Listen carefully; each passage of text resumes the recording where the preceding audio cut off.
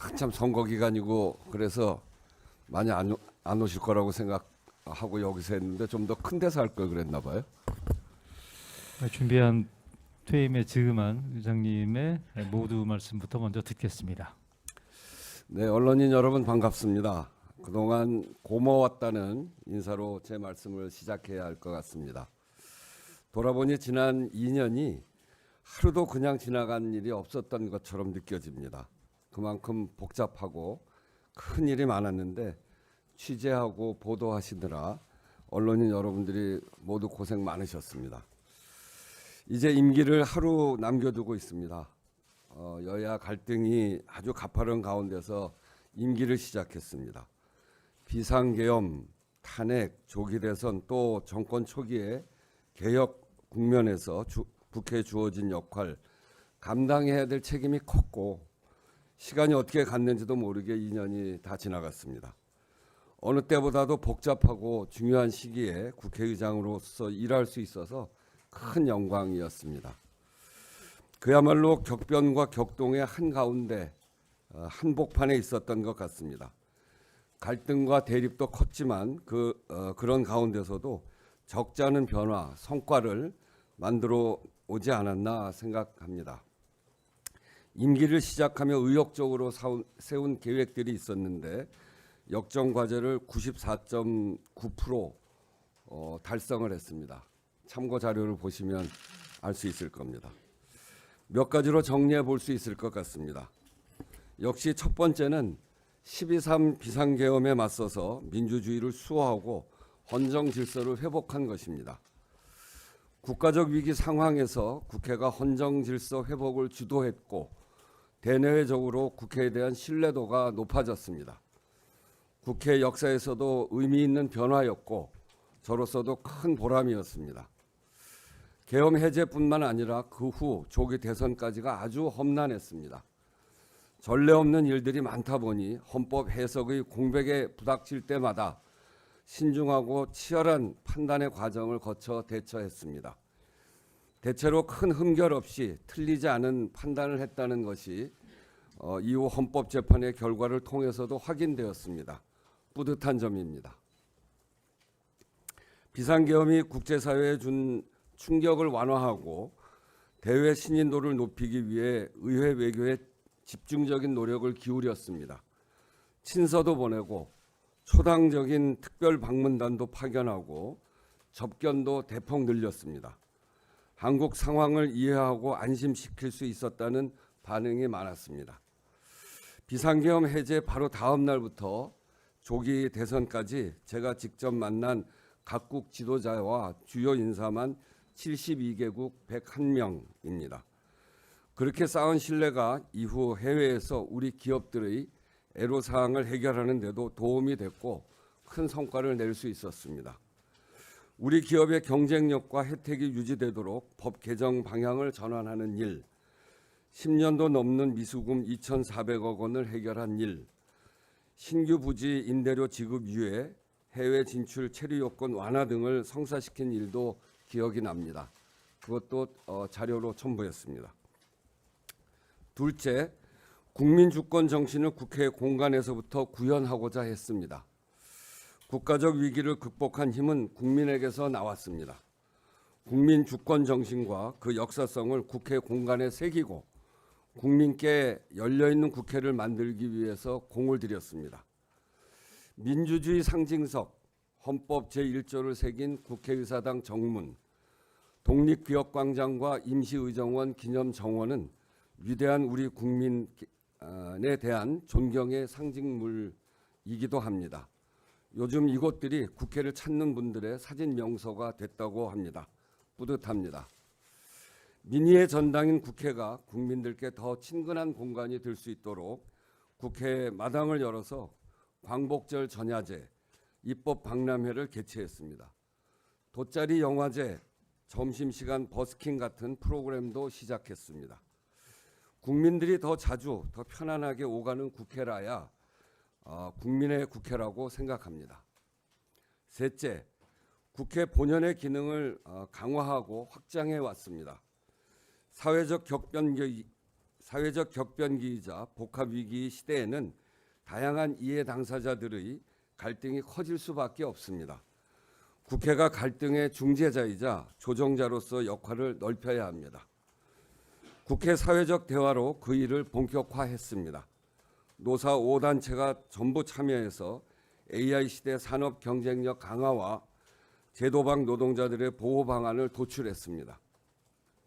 어려움을 겪고 있는 건설 산업 분야에서도 현장 안전과 산업 생태계 개선을 위한 합의를 이끌어냈습니다. 이러한 성과들이 계속해서 이어지고 더 확대되어야 합니다. 국회 사회적 대화 기구를 법제화하는 국회법 개정이 후반기에는 꼭 매듭지어지도록 여러분들도 관심을 가져주시기 바랍니다. 국회 기록원 설립도 의장 취임을 준비하면서부터 손에 꼽았던 일입니다. 국회의정 활동의 기록이 곧 민주주의의 기록입니다. 지난 4월 개원했습니다. 국회의 책임성과 투명성을 높이고 국민에게 더 신뢰받는 국회의 기반이 될 것이라 기대합니다. 넷째, 기관 차원의 구체적인 실천을 통해 사회 변화를 선도하고 미래로 나아가고자 했습니다. 기후국회 비전을 세우고 기후위기 대응을 전면화했습니다. 국회 기후특위에 실질적 입법 권한을 부여했고 국회가 먼저 탄소 중립을 실현하는 2035 탄소 중립 로드맵을 마련했습니다. 국회 어린이집부터 아리백을 실천하게 됩니다. 국회 세종의사당 청사진을 국민께 공개하며 기후위기 시대에 대응하는 상징, 국가균형 발전의 새 시대로 가는 상징으로 큰 걸음을 뗐습니다. 노동존중 사회, 장애 친화적 사회로 가기 위해서 국회에서부터 모범적 사용자로 거듭나고자 했습니다.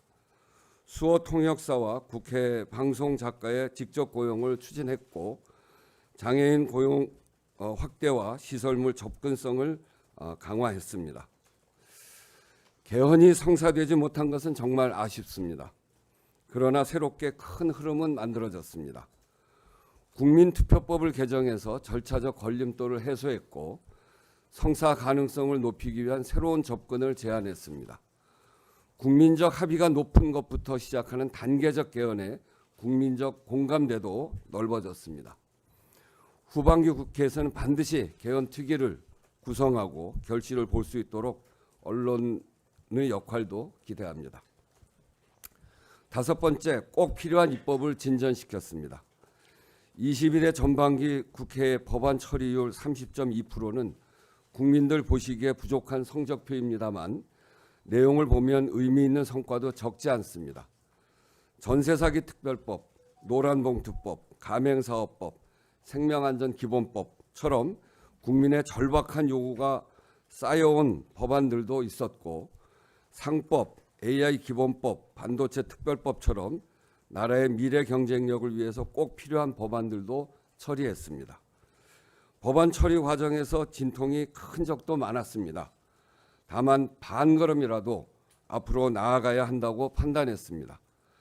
여야 합의를 중시하되 마냥 기다리기보다는 적극적으로 중재안을 제시하고 교섭에 직접 참여하기도 했고 그래도 안 될 때는 민심의 요구를 깊이 고심해 결단하기도 했습니다.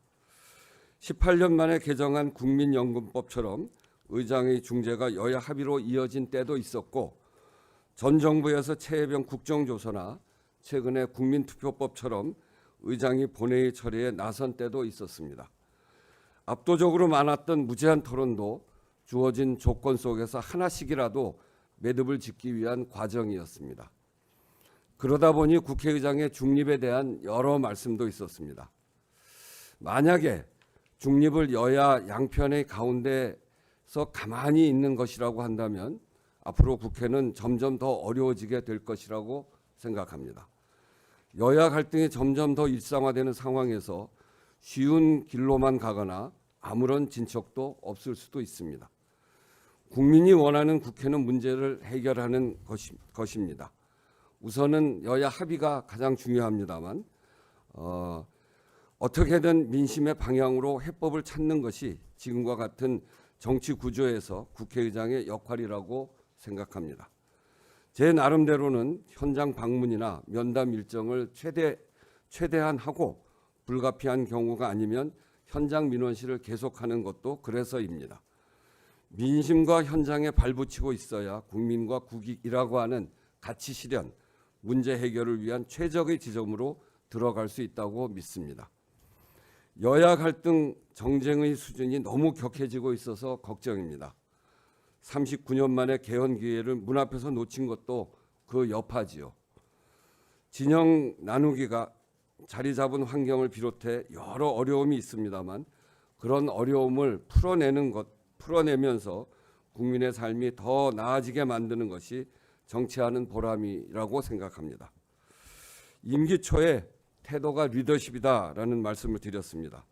평의원으로 돌아가서도 태도와 문화로서의 민주주의 상을 실현하도록 노력하겠습니다. 또한 정치란 힘이 약한 자들의 가장 강한 무기다. 무기로 기능해야 한다고 생각합니다.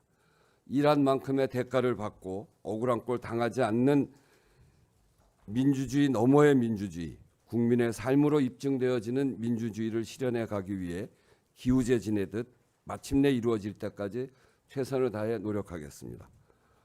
그럼 이제 여러분들의 질문에 답변하겠습니다. 고맙습니다. 질의응답하겠습니다. 네.